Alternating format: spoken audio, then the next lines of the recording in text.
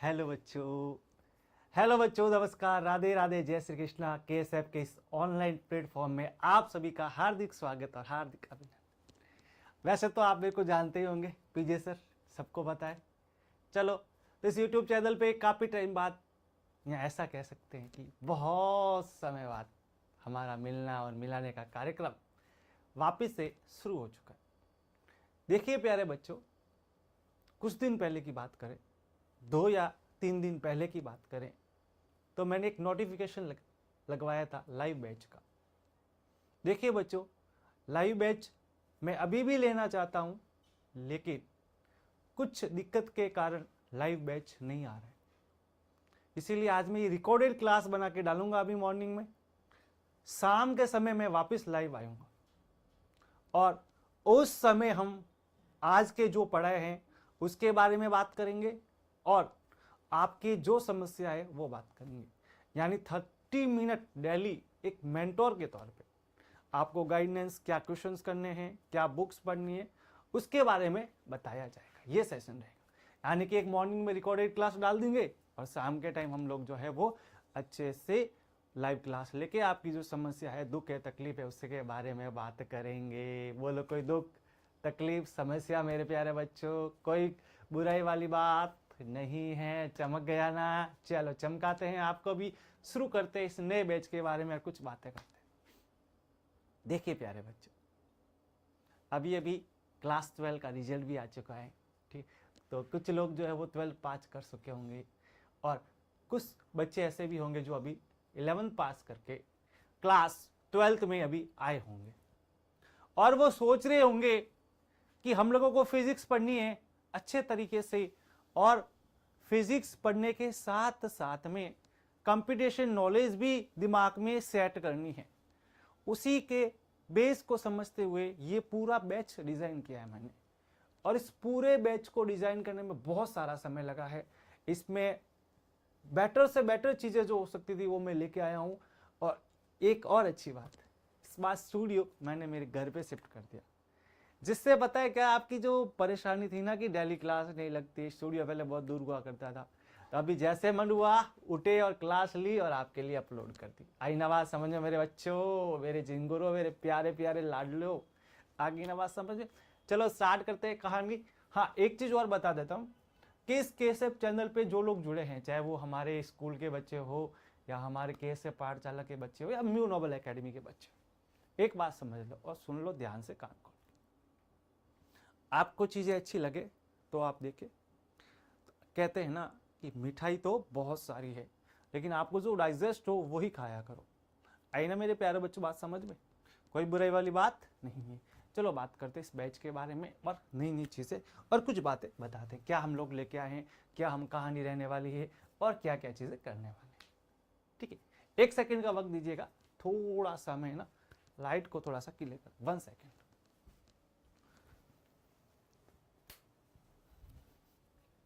चलो आ जाइए। ओके, अब थोड़ा सा फेस चाह रहा है ना सर। चलो बच्चों, तो आज हम लोग जो बात करने वाले हैं वो इस बैच के बारे में बात करेंगे।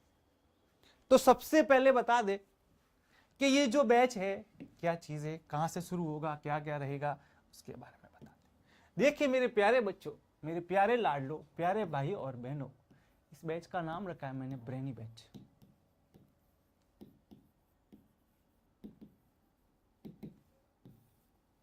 यानी कि ये जो ब्रेनी बैच रहेगा वो क्लास 12 के सिलेबस से स्टार्ट होगा। कहां से रे? क्लास 12 के सिलेबस से स्टार्ट होगा। जानते हो ना रे, क्लास 12 के सिलेबस में क्या क्या है? सर हमें क्या पता, आप ही बता दीजिए। तो देखिए, क्लास 12 के सिलेबस के अंदर आपके सिलेबस को 4 पार्ट में डिवाइड करते हैं। इलेक्ट्रिकल एंड मैग्नेटिज्म आ जाता है। अरे आता है कि नहीं आता है? सर अभी तो हम 12th में आए, हमें क्या पता सर क्या आएगा क्या ना आएगा। बिल्कुल सही बात बोली मेरे प्यारे बच्चे। तो देखिए प्यारे बच्चों, इलेक्ट्रिकल एंड मैग्नेटिज्म सबसे पहले आता है इसके अंदर। उसके बाद में हम लोग मॉडर्न फिजिक्स पढ़ते हैं और उसके जस्ट आगे आते हैं तो ऑप्टिक्स आ जाती है, और उसके बाद में लास्ट में इलेक्ट्रॉनिक्स आ जाता है। टोटल कितने चैप्टर है पता है ना 12 क्लास के अंदर? 11th में कितने पढ़े थे? 15 के 16 सर याद नहीं है। जो भी पढ़े थे वो याद है सर। मैंने तो सर पास होने के लिए 3 ही चैप्टर पढ़े थे या 4 ही पढ़े थे। अच्छा, बहुत बढ़िया बेटा, बहुत बढ़िया। तो क्लास 12 के अंदर 14 चैप्टर हैं। 14 chapters are in class 12 syllabus. So divided in 4 categories. First category is that electrical and magnetisms. Second category is that modern physics. And third category is that optics. And fourth category is that electronics. Now we have discussed, हम बात करेंगे पहली category के बारे में जो है electrical and मैग्नेटिज्म्स। Electrical और मैग्नेटिज्म को भी 2 भाग में डिवाइड कर दिया गया है। सबसे पहले चार्ज को स्टेशनरी रखेंगे और एक में चार्ज को मोशन करवाएंगे। तो उसमें कितने चैप्टर आ जाते हैं? 7 चैप्टर आ जाते हैं। कितने? 7। सबसे पहला चैप्टर और दूसरा चैप्टर जो इलेक्ट्रोस्टैट का ही माना जाता है। हाँ, पढ़ा होगा electrical charge and field first chapter, और सेकंड चैप्टर आ जाता है आपका पोटेंशियल एंड कैपेसिटर। तो फर्स्ट चैप्टर जो होता है वो होता है इलेक्ट्रिकल चार्ज एंड फील्ड के बारे में, और हम लोग जो दूसरा चैप्टर पढ़ते हैं वो पढ़ा जाता है पोटेंशियल और कैपेसिटर के बारे में। थर्ड चैप्टर सबको पता है करंट इलेक्ट्रिसिटी होता है।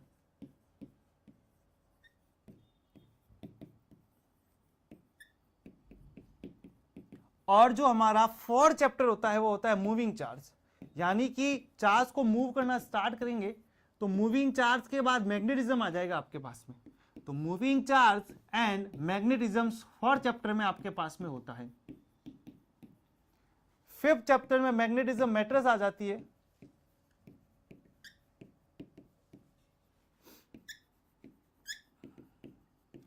सिक्स चैप्टर में आपका EMI आ जाता है और 7 चैप्टर में AC आ जाता है। तो यहां पे जो ये 7 आपके पास में यूनिट्स लेकर के, ये इलेक्ट्रिकल के पार्ट है, 7 पार्ट। सबसे पहला पार्ट जो है वो कौन सा है? इलेक्ट्रिकल चार्ज और फील्ड का।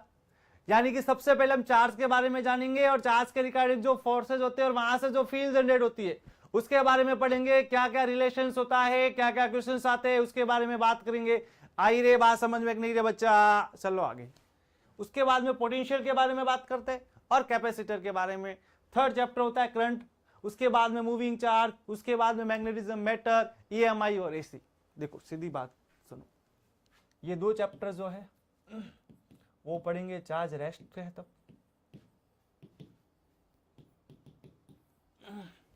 और ये वाले जो चैप्टर्स है इसमें चार्ज को हम मूव कराएंगे, यानी चार्ज डायनेमिक कंडीशन में होगा। यहां पे चार्ज एट मोशन, तो ये स्टैटिक कंडीशन होती है इसीलिए इलेक्ट्रोस्टैट कहा जाता है, और ये डायनेमिक कंडीशंस होती है। अरे नहीं होता रे, जब तुम सुबह उठ के सोचते हो, जब दिमाग चलता ही नहीं है तो वो स्टेशनरी कंडीशन होती है उस समय तुम्हारी। और जब तुम पूरे दिन घूम घुमा के अपने बारे में सोचते हो और सिलेक्शन के बारे में सोचते हो तो वो कैसी कंडीशन हो जाती है बच्चे? Dynamic conditions. यानी कि क्लास 12 के अंदर जो चैप्टर्स डिवाइडेड है, पहले 7 चैप्टर की बात करें तो चैप्टर्स के अंदर सबसे पहले चार्ज को रोका हुआ है, अर्थात स्टेशनरी है। चार्ज रुका हुआ है, गति नहीं कर रहा है, उसके पास कोई भी स्पीड नहीं है। और जैसे ये 2 चैप्टर्स कंप्लीट हो जाते हैं उसके बाद में चार्ज मोशन में आ जाता है और चार्ज गति करता है, तब चार्ज की डायनामिक कंडीशन होती है। और ये वाले चैप्टर्स पढ़ेंगे तो आगे ही बात समझ में कि पहला चैप्टर और दूसरा चैप्टर चार्ज को रोकते हुए पढ़ना है, और बाकी के जो चैप्टर्स है वहां पे चार्ज को चलाना है। और चार्ज को चलाने से क्या क्या होगा पता है ना? मैग्नेटिक फील्ड भी आ जाएगा। जब चार्ज रुका हुआ है तो इलेक्ट्रिकल फील्ड तो पढ़ोगे ही पढ़ोगे, लेकिन इलेक्ट्रिकल फील्ड के साथ साथ में मैग्नेटिक फील्ड भी आ जाएगा। तो दोनों आपको पढ़ने पड़ेंगे और इन दोनों का कॉम्बिनेशन करेंगे तो आपका 8 चैप्टर हो जाएगा। याद है ना 8 चैप्टर का नाम क्या है? इलेक्ट्रोमैग्नेटिक वेव्स, EMW प्यार से कहते हैं। ठीक है, तो ये फर्स्ट 8 चैप्टर की बात हुई जो इलेक्ट्रिकल के कंसेप्ट से है और आपको पढ़ने हैं। बोलो कोई दुख तकलीफ समस्या मेरे प्यारे बच्चों? कोई समस्या नहीं, कोई बुराई वाली बात नहीं। चलो आगे बढ़ते हैं और आगे की कहानी को डिस्कस करते हैं मेरे प्यारे बच्चों। ये 7 चैप्टर्स आपको क्लास 12 के अंदर पढ़ने। एक चीज ध्यान से देखिए, क्या होता है, क्या इलेक्ट्रिकल बच्चों को स्टार्ट में डिफिकल्ट लगने लग जाती है? क्यों? क्योंकि इलेक्ट्रिकल जो होती है ना वो इमेजिनेशन पे चलती है। चार्ज चलता हुआ दिख रहा है क्या? ये देखो चल रहा है क्या? नहीं चल रहा। इलेक्ट्रॉन चलता हुआ दिख रहा है क्या? नहीं। लेकिन जब हम लोगों ने वेलोसिटी पढ़ी थी, स्पीड पढ़ी थी, एक्सीलरेशन पढ़ा था, फोर्स पढ़ा था, उसमें सारी चीजें आप लोग रियल लाइफ से जो है वो एज्यूम कर पा रहे थे। लेकिन यहां पे हम ऐसा नहीं कर सकते, तो सारी चीजें इमेजिनेशन पे होती है। तो ये ध्यान रखना, इसमें दिखता कुछ भी नहीं है, सब सोचना पड़ता है। सर देखना तो है चार्ज को। अच्छा बेटा, वायर के अंदर गुज्जा, चार्ज दिख जाएगा चलता हुआ, और फिर गाना भी गा लेना, जोर का झटका जोरों से लग रहा है, वायर को पकड़ के बड़ा आया सर, मेरे को चार्ज को देखना है, झिंगुर कहेगा, दांत और निकालना है, चुप बैठ जा, चल आगे आ जा, स्टार्ट करते हैं। तो ये कहानी मैंने आपको इलेक्ट्रिकल की बताई। इसके बाद की जो कहानी रहती है वो रहती है हमारे पास में मॉडर्न फिजिक्स की, और उसके साथ में ऑप्टिक्स आता है। ठीक है, तो पहले ऑप्टिक्स के 2 चैप्टर आते हैं इसके अंदर।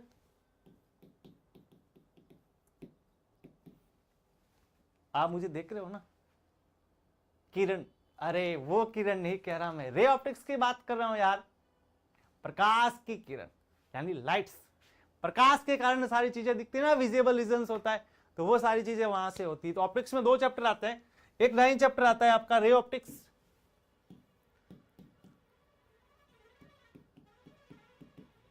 और एक 10 चैप्टर आता है वेव ऑप्टिक्स। इसके बाद में आ जाते हैं हम लोग सीधा सीधा मॉडर्न फिजिक्स के अंदर डुअल नेचर पढ़ते हैं सबसे पहले, और उसके बाद में atoms, 13 chapter nuclear physics, nucleus के बारे में पढ़ेंगे रे, न्यूक्लियर भी कहते हैं कुछ यार, न्यूक्लियर फिजिक्स भी कहते हैं, हम लोग इसको न्यूक्लियर बोला करते हैं।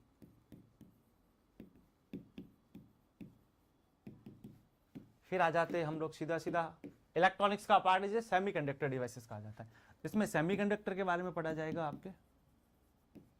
तो जनरली इसको इलेक्ट्रॉनिक्स भी बोलते हैं, क्योंकि इसमें से तो काफी सारे चैप्टर्स हटा दिए गए हैं अभी गेट्स के बाद। अभी नीट के एग्जाम में हुआ था ना कि पिछले साल एनसीईआरटी में गेट नहीं दे रखे थे और नीट ने पूछ लिया था।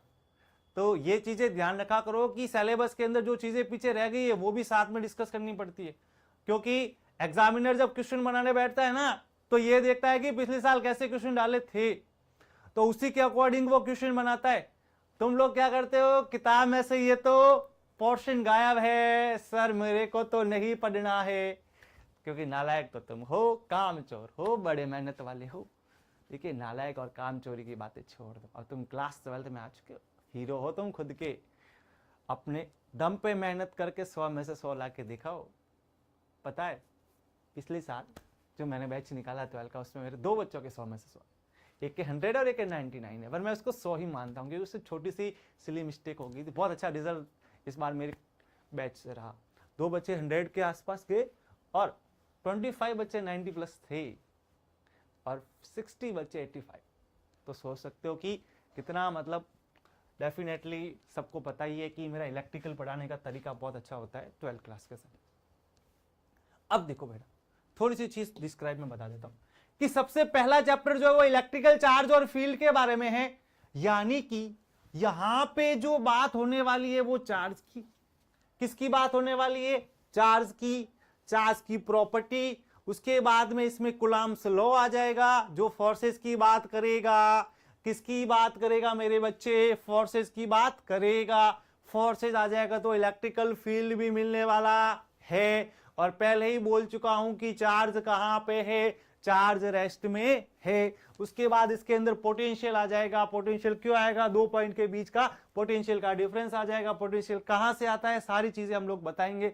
फिर कैपेसिटर में पढ़ेंगे, कैपेसिटर का कॉम्बिनेशन पढ़ेंगे, और कितने टाइप के कैपेसिटर्स होते हैं और उन कैपेसिटर्स की कैपेसिटी क्या क्या होती है।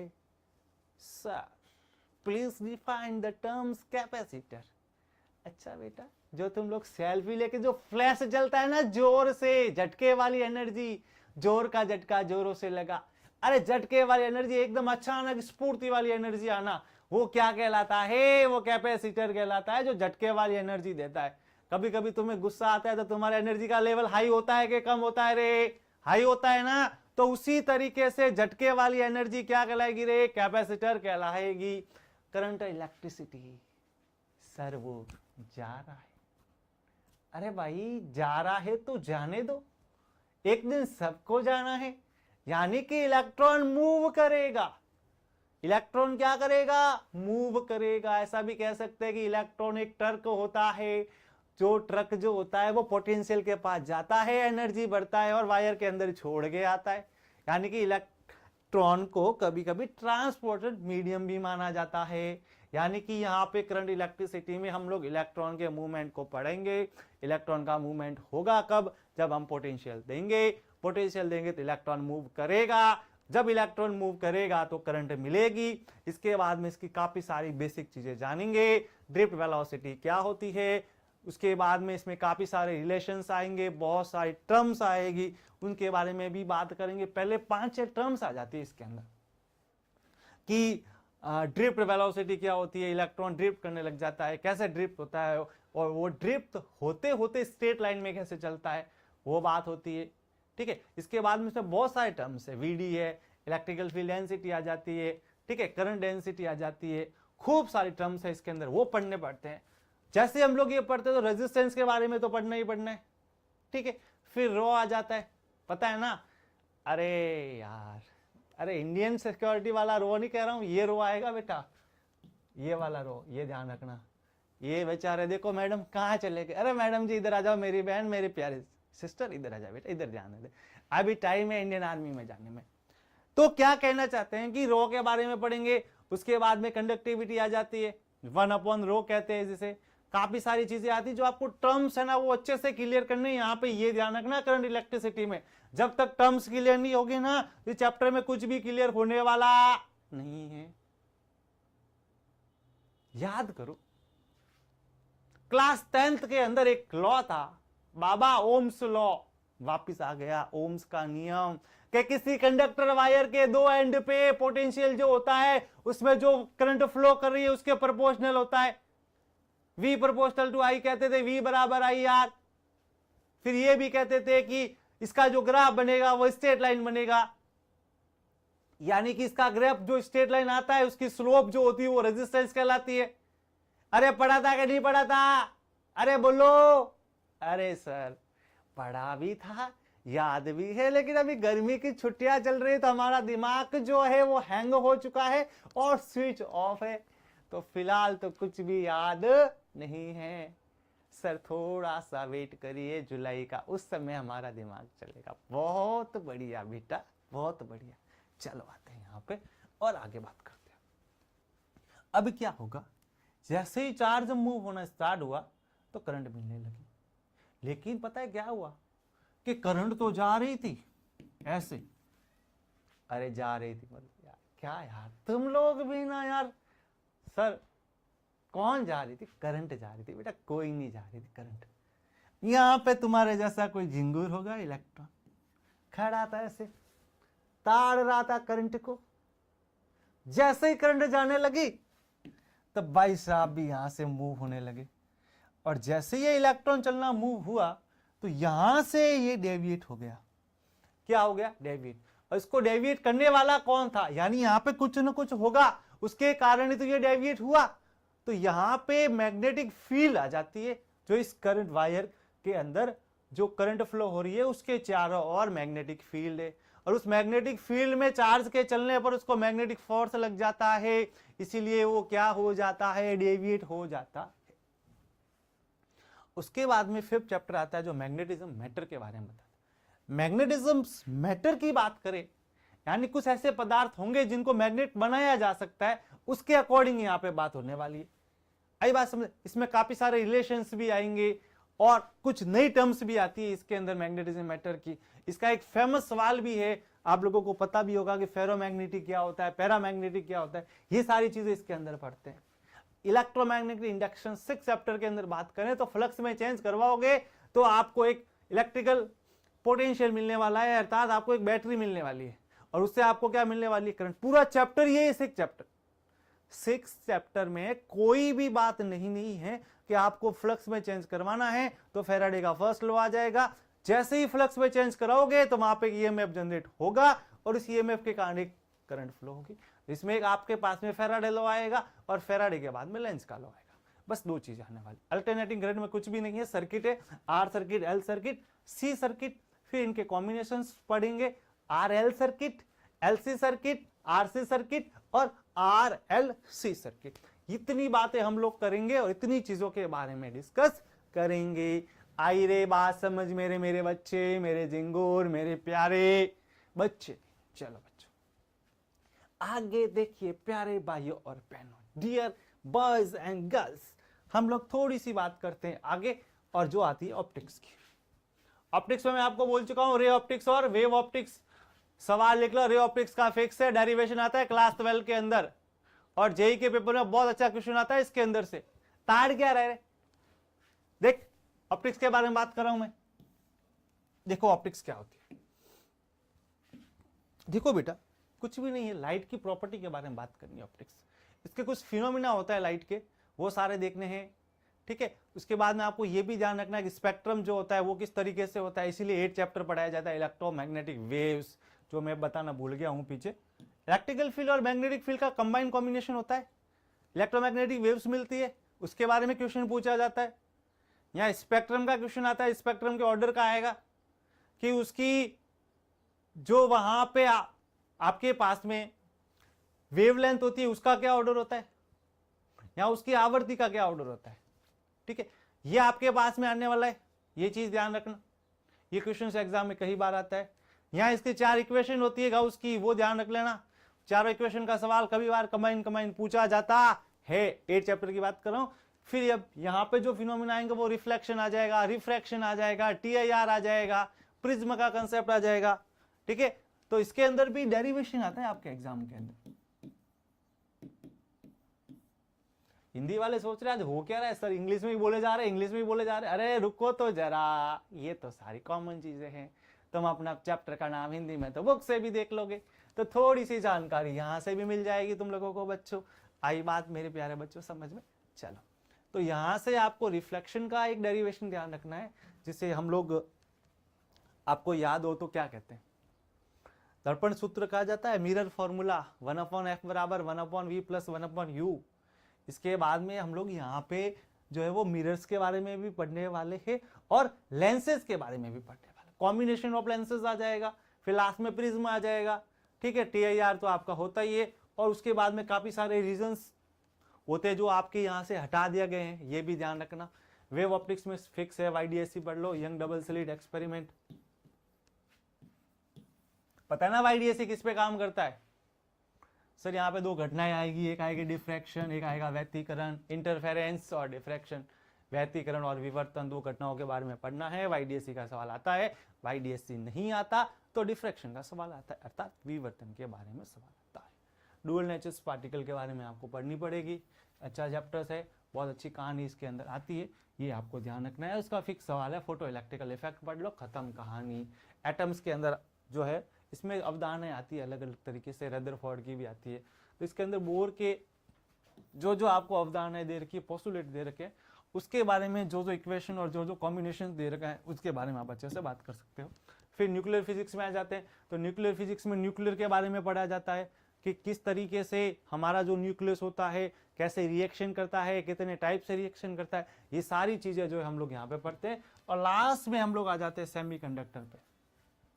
कहां पे आ जाते हैं? सेमीकंडक्टर डिवाइसेस, या सेमीकंडक्टर पे आ जाते हैं। ये वाली चीज भी आप लोग ध्यान रखना। तो इतने चैप्टर्स जो है हम लोग स्टार्ट करेंगे और इसको मैं छोटे वीडियो में पोस्ट करते हुए नेक्स्ट वीडियो स्टार्ट करूंगा यहां से, पहले चैप्टर से जो है आपका इलेक्ट्रोस्टैट।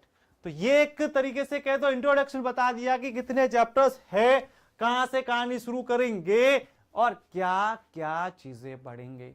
अरे बोलो बच्चों, आई बात समझ में कि नहीं रही? अरे गुरुजी बात तो समझ आ गई, अब आगे की कहानी बताइए क्या करना है। देखिए प्यारे बच्चों, इस लाइफ में कोई भी चीज इम्पॉसिबल नहीं है। यदि आप लोग उस चीज पे 100% फोकस करोगे तो वो चीज डेफिनेटली कर सकते हो। और जो तुम्हें ये कहता है कि ये तुमसे नहीं हो सकता, उसको जवाब दो। और जो तुम्हें कह रहा है वो आपका सबसे बड़ा दुश्मन है, क्योंकि वो चाहता ही नहीं तुम आगे बढ़ो। तो आज से कॉपी के टॉप पेपर पे लिख देना, I am the greatest, I am the best, no anyone compare to me. मेरे जैसा ना कोई है ना कभी होगा। आज ही लिखो और लिखो कि 100 में से 100 लाने के लिए मेरे को कोई रोकने वाला नहीं है, कोई नहीं रोक सकता।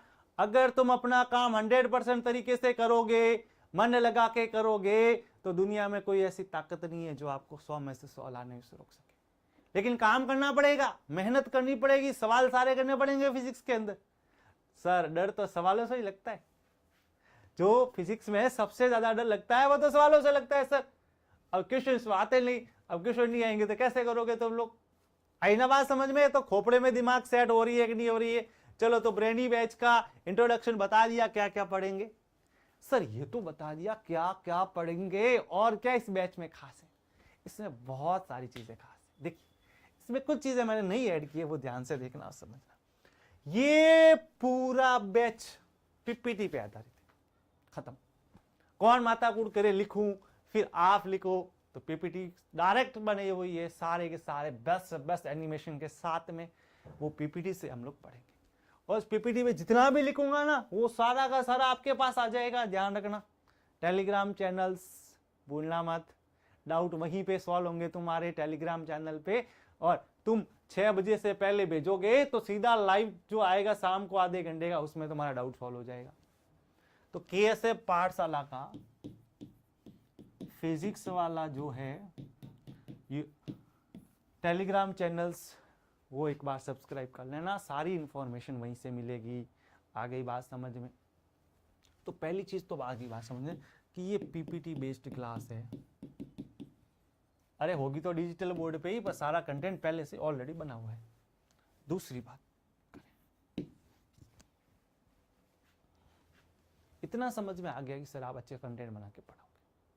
उसके बाद में जितना भी पढ़ाऊंगा उसका सारा का सारा टाइप नोट्स, इस बार मैंने सारे नोट्स टाइप करा दिए। सर टाइप तो करा दिया, आप हाथ से लिख नहीं रहे हो सर। आप भी हमारी तरह आलसी हो गए हो क्या? नहीं, रिटर्न नोट्स भी है मेरे हाथ से लिख के। लेकिन इस बार में जो नोट्स है ना, कॉपी या पेज पे नहीं लिखूंगा, सीधा ही एप्पल के आईपैड से लिख के वहाँ डिजिटल नोट्स बन जाएंगे, ताकि मेरे को पेपर भी बच जाएगा। क्योंकि पता है ना स्टूडेंट कितने ज़्यादा हो गए हैं, तो पेपर को बचाने के लिए, पेपर बचेंगे तभी तो पेड़ बचेंगे ना, ठीक है ना? तो हम क्या करेंगे, रिटर्न नोट्स भी आपको देंगे। उसके बाद में daily practice problem, DPP. Sir module भी दोगे क्या? बिल्कुल, मॉड्यूल भी मिलेगा आपको। आई बात समझ में? तो पीपीटी बेस्ड बैच है, टाइप नोट्स मिलेंगे, उसके बाद में रिटर्न नोट्स मिलेगा, डीपी भी मिलेगी, मॉड्यूल मिलेगा, और क्या, और एमसीक्यू का सीरीज भी चलेगा। तो ये सारी चीजें होने के बाद आगे चैप्टर पे बढ़ा जाएगा। ये सब चीजें आपको करवाई जाएगी। जो डाउट्स होगा, सॉल्यूशंस होगा, लाइव क्लास होगी, ठीक है। लाइव क्लास की समस्या इसलिए आ रही है क्योंकि हमारे राजस्थान के अंदर एक बहुत बड़ी समस्या इलेक्ट्रिसिटी की समस्या। अभी वो समस्या चल रही है इस समर वैकेशन के अंदर, जिसके कारण मॉर्निंग में, आज देखो अभी तक तो मैंने 30 मिनट्स लिए, लेकिन इलेक्ट्रिसिटी कंटिन्यू चल रही है। कल पता है क्या हुआ था? कल भावेश सर भी क्लास लेने आए थे, और हुआ ये कि भावेश सर ने 6 बार क्लास ली, 6 बार 10-10 मिनट लाइट रही। तो सर ऐसा करते हैं ना, 10-10 मिनट का रिकॉर्ड के लिए बना के 10 × 6 60 मिनट की वीडियो बना देते। ऐसा थोड़ी होता है, आपको पता ही ना, भावेश सर जब पढ़ाते हैं तो उसके अंदर खो जाते हैं, फिर उनको निकालना पड़ता है कि गुरुजी बायोलॉजी से बाहर आइए, जीव सांप वगैरह जो है उनसे बाहर आइए, और यहाँ पे अच्छे से। तो ये अलग अलग बात होती है। तो आज मैं ट्राई कर रहा हूँ कि अगर इलेक्ट्रिसिटी मॉर्निंग में रहती है तो कल से हम लोग लाइव भी रहेंगे, तो शाम को वापस एक्स्ट्रा क्लास लगाने की ज़रूरत नहीं पड़ेगी। दूसरी चीज़ ये, हम संडे को क्या करेंगे, हर 15 दिन बाद एक टेस्ट भी कर देंगे। टेस्ट जो है हमारी ऐप आ रही है, उस ऐप के ऊपर अवेलेबल हो जाएगा या हमारी वेबसाइट पे आ जाएगा। टेस्ट के बाद हम लोग जो है वो शाम को एक जूम सेशन भी रखेंगे, उस जूम सेशन पे सारी बातें डिस्कस करेंगे, कोई भी हो। देखो घबराना नहीं है कि मेरे स्कूल में पढ़ते हो या नहीं पढ़ते हो, या आप मेरे स्कूल में पढ़ रहे हो, कोई बात नहीं। अगर आपको वहां पे अच्छा मिल रहा है तो आप आराम से पढ़िए। मैं खुश हूं कि आप लोग मेरे भाई और बहन बहुत अच्छे तरीके से पढ़ के आगे बढ़ रहे हैं। मैं ये तो चाहता हूँ हर कोई बच्चा हो, चाहे कहीं पर भी हो, वो मेरा भाई है और वो मेरी बहन है, उसकी प्रोग्रेस होनी चाहिए कहीं से भी हो। उसके जो सपने हैं, उसके पेरेंट्स के नाम को रोशन करने के लिए वो जो सपना देखता है, एक उम्मीद देखता है, चाहे वो मेरा भाई हो चाहे वो मेरा बहन, आगे बढ़ना है, मतलब आगे बढ़ना, तुम्हें आगे बढ़ना है। वो कैसे बढ़ सकते हो वो तुम देखो, इतनी चीजें। और इसको इस बार हम लोग जो वो कनेक्ट किए हुए हैं वो किससे किए हुए हैं? टेलीग्राम चैनल से।